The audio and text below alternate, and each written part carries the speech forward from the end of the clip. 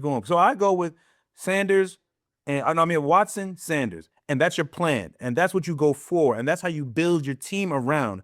I'm going with these two guys, one in the front and one on the long term, one on short term, long term, and that's how I do it.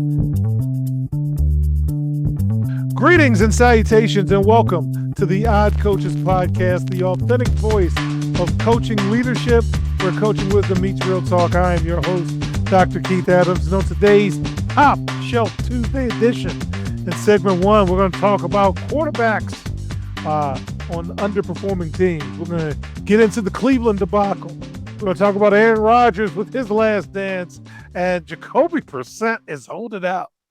Keep holding out, Jacoby. Segment two, we're going to talk about the fine line between ownership and interference. And in segment three, we're going to talk a little bit about week one as we prepare for things strictly for entertainment purposes only. With me today, my captain for life, Will Cotton's here. Cotton, man, $230 million clean slate inside the Browns. Desperation quarterback competition. So, fans, let me reset this point. The Cleveland Browns are coming off a disappointing 5-12 season. They have started a league-high 42 quarterbacks since 1999 and haven't had a single passer start back-to-back full seasons since Baker Mayfield in 2019-2020. Deshaun Watson has only played 19 games over a 4-year span due to an 11-game suspension in 2022 and back-to-back right Achilles tendon tears. Wow. Co-owner Jimmy Haslam previously labeled the historic 2022 trade as a big swing and miss.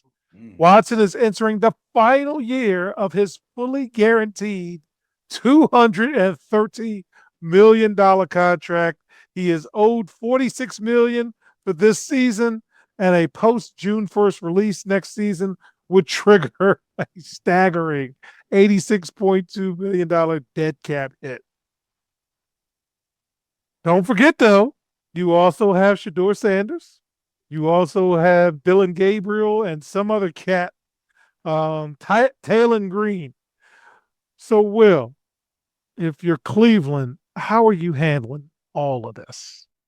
I think if it was me, I would just say we'll have a couple arms in camp. Make it a real competition. Just really make it a nice due diligence. Say, this is what we got.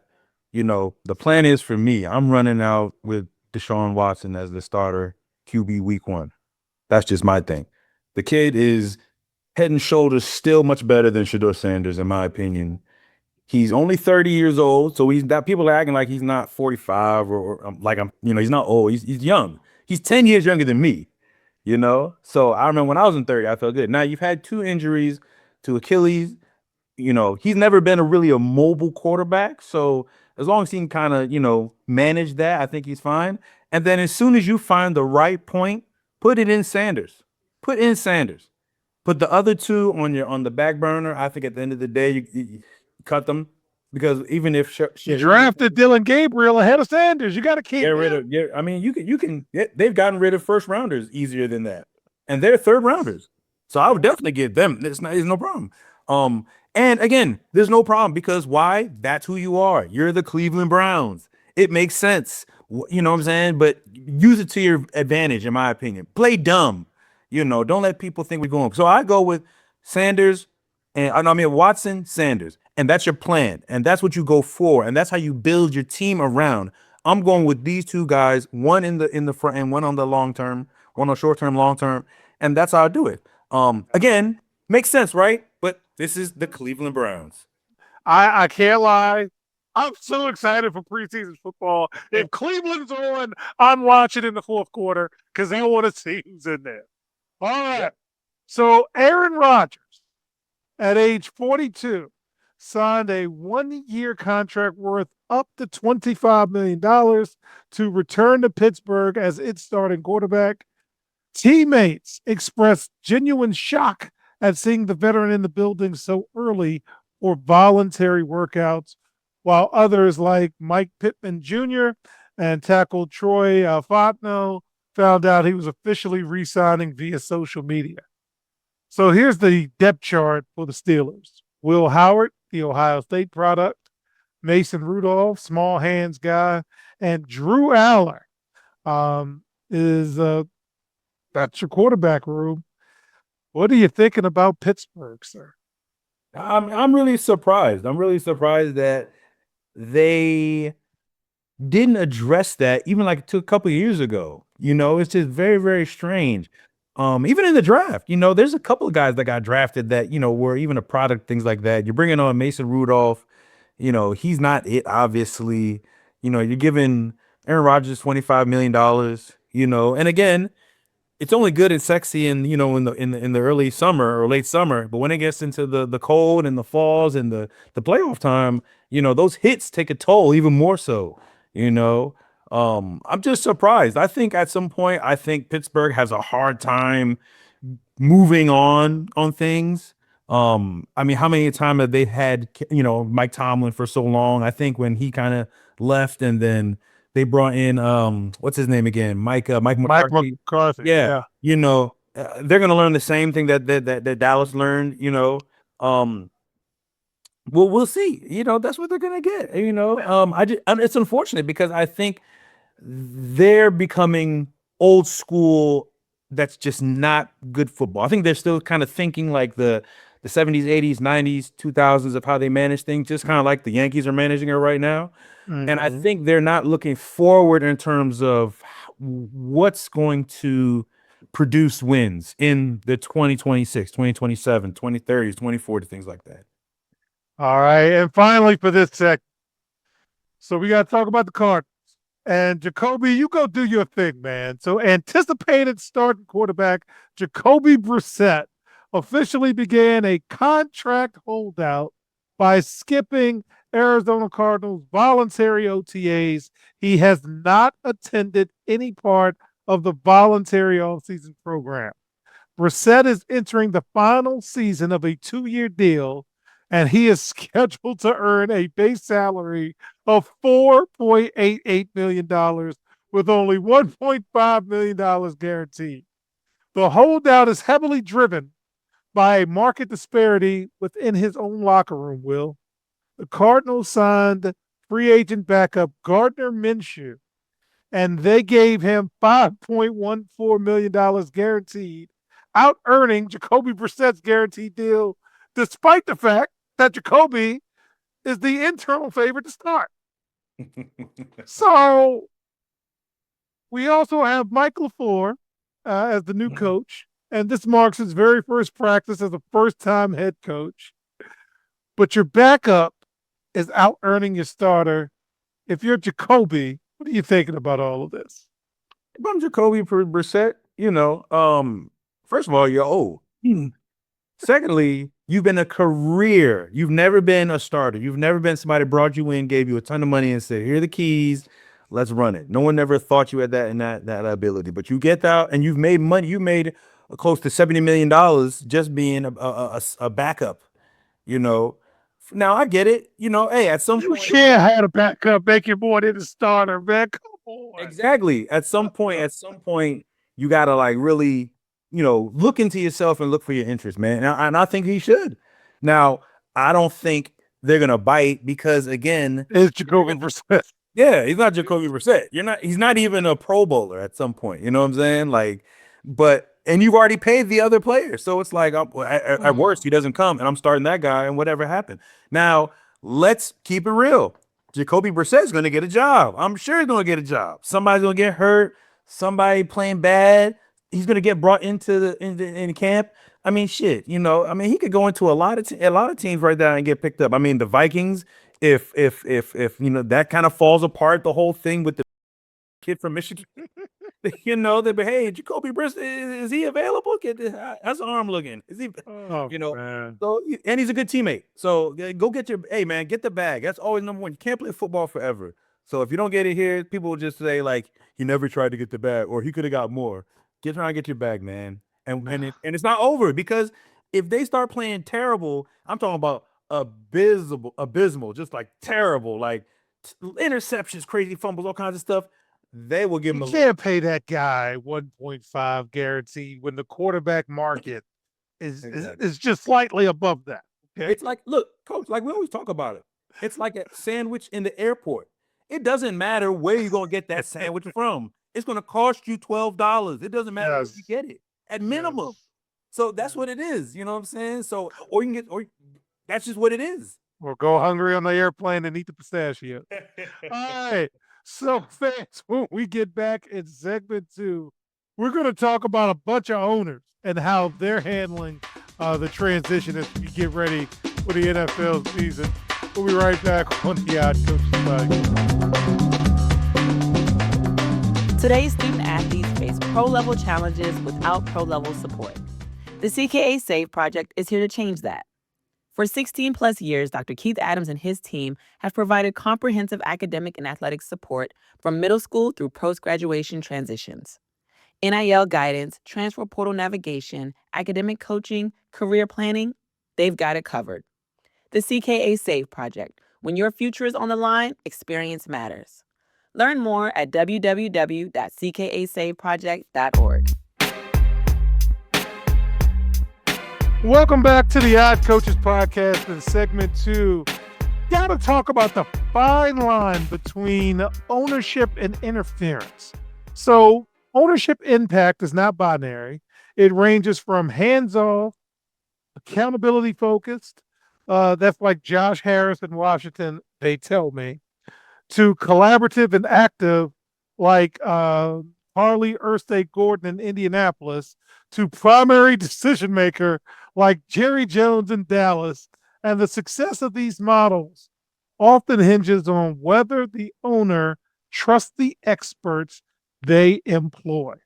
So owners like Jimmy Haslam in Cleveland and Woody Johnson for the New York Jets demonstrate that when an owner inserts themselves into specific high-stakes personnel decision, particularly the quarterback position, the margin for error is razor thin. When it fails and they swing and miss, you got to deal with the public fallout. Not all owner involvement is detrimental. You got people like Clark Hunt in Kansas City and Jeffrey Lurie in Philly that show when an owner understands the long-term vision and is willing to back the big swings on franchise quarterbacks, it can accelerate a team into a championship window. You also have Steve Bisciotti's recent experiment, allowing himself to make one pick, serves as a fascinating case study in humility. Even with preparation, the actual act of calling in a selection induces immense pressure, serving as a reminder that the draft is a highly pressurized environment. Finally, you got Stephen Ross tampering violations in Miami, serving as a cautionary tale of extreme ownership involvement when an owner overrides standard operating procedures to pursue a star player or coach. They don't just risk a failed trade, they risk league-level sanctions, which can hurt your franchise for years. So, Will, as somebody who's in management and you watch these things from afar, what is your thought as we head into this next season about the different ownership styles? I think the more forward thinking or the most successful businesses, I would think, organizations, I would say, has to be collaborative and active. I mean, if we even look in terms of the previous and how things worked, Indianapolis got very good very quickly. Got very good very quickly. I think that's a great sign for them. I mean, you have communication top and bottom. I think She was on the headset. Oh yeah, and I'll take a step back because we had a couple of panelists, you know what I'm saying? My colleagues, I will say, were against that. They didn't believe that. They said, why is she talking about this? Or why is she talking about that? If I buy a company, let's say it's a company like a cracker company, you don't think I'm gonna go down to the floor and try and see every inch of what's going on, whether I understand it or not, or I will learn it or make it happen. And number two, she grew up in the NFL. Like she grew up, you know what I'm saying? There's a reason why She was picked to be the owner. You know what I'm saying? Easily they could have been like, oh, we passed away. Okay, well, But we'll sell the team, team. whatever. Sell the team. She kept it, and they got better. And you saw that with the Lakers with Jeannie Buss. Exactly. Jeannie will cut your throat, and you saw that in WWE with Stephanie and Hunter, and Shane was too polite. Yeah. She makes aggressive moves. Again, you're the daughter of an owner. You know what I'm saying? You're gonna see things the normal person is not gonna see. Just being in his office, hanging out, See how he operates. Number two, with Josh Harris, I really appreciate an organization if you have the ability to hire the right people. I think Josh Harris has a really good talent of hiring guys. I hear that he's very hands off. I know Magic is hands off. Magic was very open about it and said, "Hey, we hire the right people and we're hands off, and that's how we do it." Now outside of Terry McLaurin, which eventually got rectified. They've really been doing a really good job with their team. Signing guys. There's not a lot of you cut guys that you don't really like. There's not a lot of things going on. You're able to sign guys, very easily. But still, remember, I've been a part of organizations where, they're hands off and everything is crazy. Not because you don't have the right people, but just the processes aren't being in place. I think the hardest thing that Dallas is moving forward is they can really never get better until they get rid of Jerry Jones, which will never happen. Never happen. So, or he just becomes too old to make that decisions where you're obviously because the dude he's closer to 80. He has to be close to 80. He's over 80 if I'm not mistaken. He's on the other side of 80. So here are the people who say if you're 80, you shouldn't be in Congress, right? I'm not saying that you should. I'm not being ageist, but I'm saying you think he should managing. Dude, you own the team. It's not like he's the GM. You own the team. But we'll see but they'll never get over that hump until even they can get over that. But yeah, I'm going through this myself as we put together the post-grad academy that we want to run in August of 2028. I want to be a person that hires and then allows the people who I hire to do the job, because as long as we're aligned with the vision and mission of the CKA Save Project, this is when because you can't do everything. Man, I remind people of that all the time in leadership, principals, athletic directors. You can't be in every meeting. You can't be in charge of everything. You saw that as a player when I used to tell my principal, look, you got a building to run. I'm just doing basketball. Why don't we talk about this later? Because I'm only worried about this. You worried about meetings and this, that, and the other. So please don't come in here talking about whatever you don't know about. Right. So that does happen in organizations. So, all right. So in segment 3, when we get back, we're going to talk about week 1 games, because we're talking about all of these other things. Let's see how it starts to wrap up now that the schedule's out. We'll be right back on the Odd Coaches Podcast. Hi, everyone. Dr. Keith Adams here. And for over 30 years, I've dedicated my life to helping student athletes succeed, not just on the fields and the courts, but in the classroom and beyond. And that's why I founded the CKA Save Project. The CKA Save Project understands that finding the balance between academics and athletics is crucial for long-term success.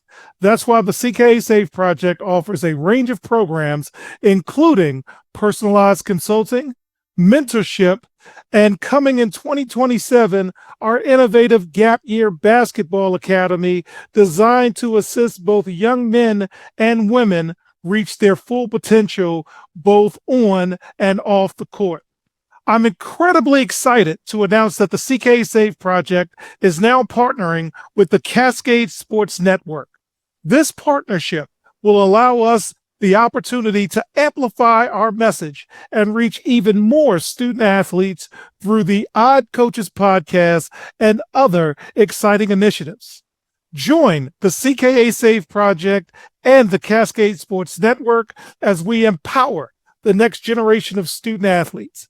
Visit CKA on the web at www.ckasafeproject.org to learn more. Let's work together to find the balance and help unlock your potential. Welcome back to the iCoaches Podcast in segment 3. Week 1 preview and ranking. So, will the NFL, and people are starting to get mad about this, are pushing boundaries in 2026, highlighted by the 49ers and Rams matchup being hosted at the Melbourne Cricket Grounds in Australia. Week 1 breaks tradition with a Wednesday night season opener featuring the Super Bowl rematch between the Patriots and the Seahawks. And you better put that game on a Wednesday night so it can get buried with the other news. You also have several teams banking on massive leaps in young quarterbacks, Caleb Williams and the kid in Tennessee, while others are facing high-stakes questions. Multiple teams, including the Bengals and the Texans, have made significant roster moves. And you also have the Cardinals and the Chargers. You got the Dolphins and the Raiders week 1, and that's going to serve as an early indicator of who's looking forward to the 2027 draft. So, Will, between the Wednesday night kickoff, the Australia game, the Bryce Young, Caleb Williams matchup, the Joe Burrow, Baker Mayfield matchup, Michael Penix Jr. and Tua going head up. You got the Commanders and Eagles week 1. You got the Packers and the Vikings week 1. You got the Broncos and the Chiefs. So you put Patrick Mahomes out there. Which of these week 1 games, as we are covering it, is going to catch your eye, man? You already know. Commanders and Eagles, man. There's a lot of questions about those teams. There's always fireworks, regardless of how the teams are looking right now. There's just everyone's going to be healthy. It's going to be nice and warm. Everybody going to be fast. Everybody running. We got the return of Jaden Daniels. We'll see. I haven't been really focusing. Was AJ Brown hasn't been traded yet, right? From my no, I think that's coming next week. I think June 1st. June 1st. I'm thinking there's some stuff next week. Oh yeah. So so I think that's going to be a good game. I think the 49ers and the Rams is going to be another good game. I would ever see what time it comes on, or come on like 2:00 in the middle of the day or something like that. But yeah, I'm just it could be you and me playing football, man. I am so hyped for football. I'm ready for it to come back. But I do want to ask about the Wednesday game, because a lot of people are upset about the lack of focus on Sunday and the expansion of other games, because they're going to have Thanksgiving Eve game. They're going to have games on different days. And it has been a topic of conversation. What say you, sir? Good companies make decisions, and sometimes people don't like it, and the noise calms down after a couple months. Apple does it all the time. We're going to be watching it all the time. Apple does all the time. They got rid of the charging block that came with it. They got with the headphones. People complain, oh my gosh, I can't believe it happened. And what happens? The stock went up. They still making money. Nobody is saying I'm not buying an iPhone anymore. So what are we talking about here? These companies, they know what they do sometimes. They know they can get over the noise, especially when they have a great product. I mean, Apple's a great example of that. You know what I'm saying? Like you could take risks like that, because at the end of the day, if it doesn't work, you still got your bread and butter. Look, I still got my football team, whatever. So, I think the NFL is going to keep expanding. And, just like Roger Goodell says, he's like, we're not competing with the NBA. We're not competing with MLB. We're competing with Amazon. We're competing with Apple. We're competing with all these, with all these companies, because we're making real revenue, you know what I'm saying, outside of things. And we're one of the few of those big companies is we're not losing any money. We don't have to go mine resources. We don't have to a ton of electricity and run it. We don't need water and coolant, things like that, like AI and things like that. You know what I'm saying? And you don't need to be a specialist to do it. From the most intellectual person to the old, people at the bottom of the education standard, they will not. They can watch football. You can enjoy football. Yeah. So It's just it is. People complain, but I mean, what Thursday? People still hate Thursday, and we watch it talking about how much we hate Thursday. Awful Thursday slate. Right. Who's playing? Yeah, I'm gonna Exactly. take the home team minus Man, 3.5. look, And I you always hate take it. the under on Thursdays. They The hate it. defense ain't have time to. They hate it, Yeah. but they love when they collect the FanDuel. Man, I hated that Wednesday game. But I won $500. I won my fantasy football week. You know what I'm saying? And so whatever. Man, I forgot to set my roster. I do hear that a lot. I don't do You know, better. Coach, what it really is like when you just have a plethora of riches. When you have so many riches, you complain about the other thing. Third world problems. You know what I'm saying? Oh, my caviar is I can't get the jar open. Why they make that jar so hard to get? Love Why me they a make kick. the Grey Poupon so small? I need a bigger one. Like, see, people don't complain. Everybody complains. They got the best product. You know what I'm saying? They find something to complain about. But NBA, NFL can take chances. So Yeah. do it. I'm not gonna not watch. I'm not gonna. All right. So on behalf of my captain for life, Will Cotton, I'm Dr. Keith Adams, and thank you for listening and/or watching the iCoaches podcast, the global authority on coaching leadership, where coaching wisdom meets real talk. Also seen on the Cascade Sports Network, and we will see you on the sideline. Until next time, take care. We hope you enjoyed today's show. The iCoaches podcast drops new episodes every Tuesday, Wednesday, and Thursday.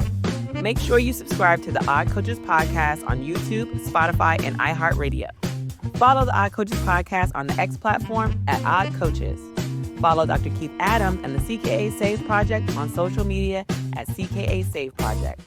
For more information about the CKA Save Project, visit them on the web at www.cksaveproject.org.